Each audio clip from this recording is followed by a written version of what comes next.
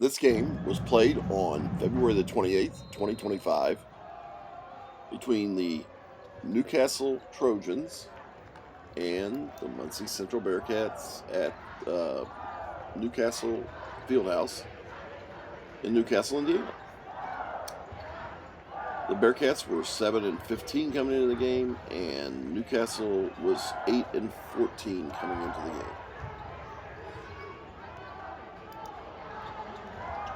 This game started off pretty rough for the Bearcats. One of our freshmen decided to go off on a shooting spree in the first quarter. One of six. He finally hit one at the three-pointer. And if he does that against Greenfield the next game, we'll be down 15-20 points at that point. He has to quit doing that. He does this every once in a while. It's kind of a not disciplined thing. He was pretty good the rest of the game. He only took two more shots and he hit them both. That's according to their stat book. I seem to remember something different, but their stat book is the gold piece here. At least what they posted on Max Preps is that's what it is. So I'm not going to argue with that, except for I saw a different game then, because I know he shot more than two shots. That said, we had a team that didn't respect the other freshman, number one, and he drilled him for all there was worth that night. They didn't have anybody on him at all most of the game, and when he took a shot, he got himself set. He shot the ball, and he's not a bad shooter if he can get himself set.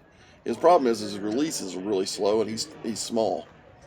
And I'm not telling anything out of school. I'm sure that every coach has told him that he needs to work on his release. When you're small, you got to be quick, and you got to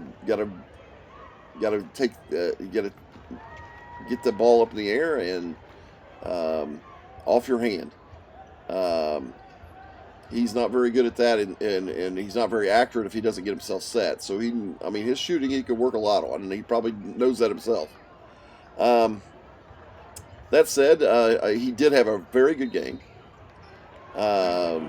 He was able to take advantage of what the lack of respect by Newcastle, and he was definitely the turning point in this game and the reason they won. One of the things that they don't take advantage of is, as I've said all season, is Mr. Strange can shoot the ball, and when he's shooting 4 or 5 shots a game, guys, you're not going to win very many games. Just sorry. That's what we do all the time. He has to take 10, 15 shots a game. Why he's not doing that, I have no idea. It might be him. It might be the coach. I don't know. That said, the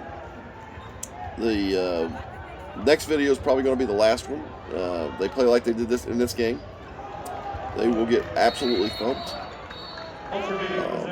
They didn't protect the ball very well. Newcastle is a very mid-range to low range team in the Class 3A. They have one win. I don't know how to explain, but they must have had the night of the year against Papa Honey. They're the only team that's beat them all year. So the amount of passing has to. We cannot pass the ball up against Bright Mullins the way we do up top. It will be one circus dunk after another if they do that. I don't know why that hasn't been corrected.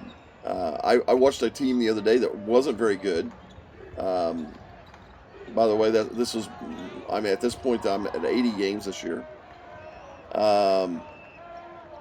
I think it was Union City or somebody like that. But they ran our offense, and they don't pass the ball much. I mean, they don't dribble much, and the dribbling's what's the problem with the offense. The guys aren't moving and they don't get the ball to the next person very quickly when they do pass it, and it makes it easy for the defense to pick those off if there's somebody that likes to lay off and guard the passing lane instead of guarding the player. Which if that starts happening, number one, you got to shoot the ball. You got to shoot the ball. I mean, they are going to lay off of you in this game. I guarantee it. They don't. They're not going to respect you. They didn't watch the tape. I guarantee it. And if they did, the players didn't pay attention. They're not going to take us seriously at all.